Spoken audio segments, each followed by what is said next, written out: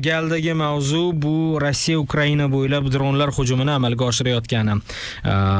Kiyevga, yana bir qancha shaharlarga, Donetskka, hatto urush boshlangandan buyon umuman hujum qilinmagan hududlarga ham Rossiya dron orqali hujumlar amalga oshirayotgani haqida ma'lumotlar chiqyapti. Shular haqida, ya'ni bir sutkada Rossiya 892 ta dron uchiribdi qaysidir kuni. Ukraina uni 700 nechtasidir urib tushiribdi havoda. Endi bu rasmiy raqamlar, haqiqatda qancha bo'lgan buni faqat ularni o'zi biladi. Chiqarilgan rasmiy manbalarga tayanib shu fikrlarni aytyapman.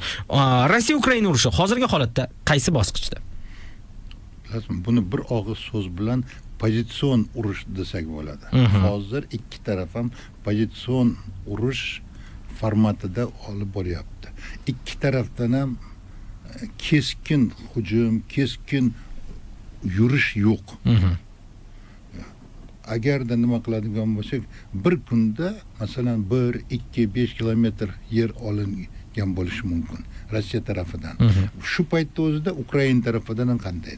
Hozir agarda butun liniya nima edi, front chizig'ini qaraydigan bo'lsak, front 1000 o'zi aslida bir paytda 1200 kilometr atrofida edi, hozir 1000 kilometrlar atrofida bu front chizig'i. Shu front chizig'ida olg'a siljishlar deyarli yo'q. Rossiya hozir Lugansk Xalq Respublikasini 100% egalladi.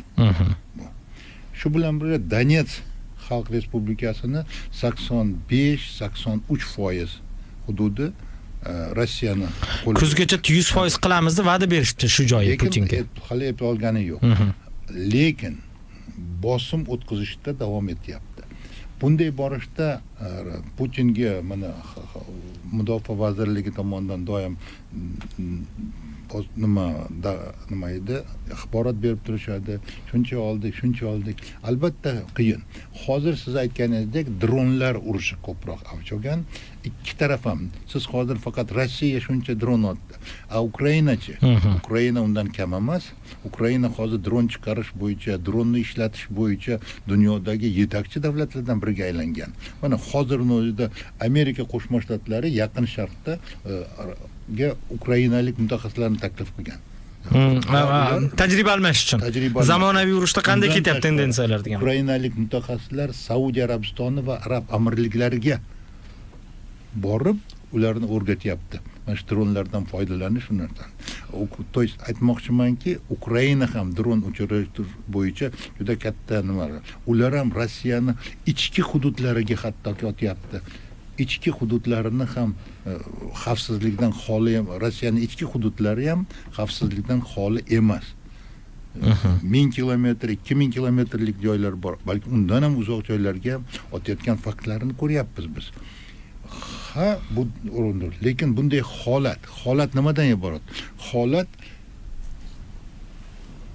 davom etishda. Mana shu pozitsion urush davom etishi olg'a siljishda yo'qdi. Bu urush nima? Ruschasiga na iznashение deydimi? O'zbekchasiga nima bo'ladi bu?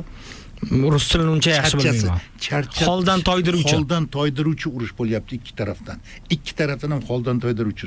Ikki taraf ham hozir sekin nimalarni, askarlarni yetishmasligi sezilyapti. Shunday katta Rossiyada ham askarlarni yetishmasligi hozir.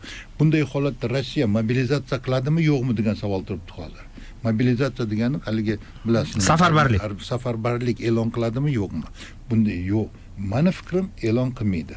Safarbarlik Putin hukumatiga nisbatan norozichilikni tug'diradi. Demak, u nima qiladi? Moddiy rag'batlantirish asosi, turli xil nima deydi o'zbekchasiga? Imtiyozlar, iqtisodiy rag'batlantirishlar, iqtisodiy moliyaviy rag'batlantirish ostida askarlarni verbovka qilish masalasi ko'riladi. Ko'rilgan avval ham hozir ham masalan. Mana nima tuzadi, kelishuvga ega bo'ladi. Mana shuncha beramiz, ketishingda borsang shuncha, yarador bo'lsang shuncha, agar o'lsang shuncha degan qiziqadi. Bu odamlar millionlab kredit olganlar bor. Kreditingdan kechamiz, shunaqa imtiyozlar beriladi. Bu imtiyozlar albatta nimaga shuni xohlovchilar bor. Ko'p unaqalar va shular boradi urushga. turli xil mutaxassislar. Majburiyati kattalar deylik, a.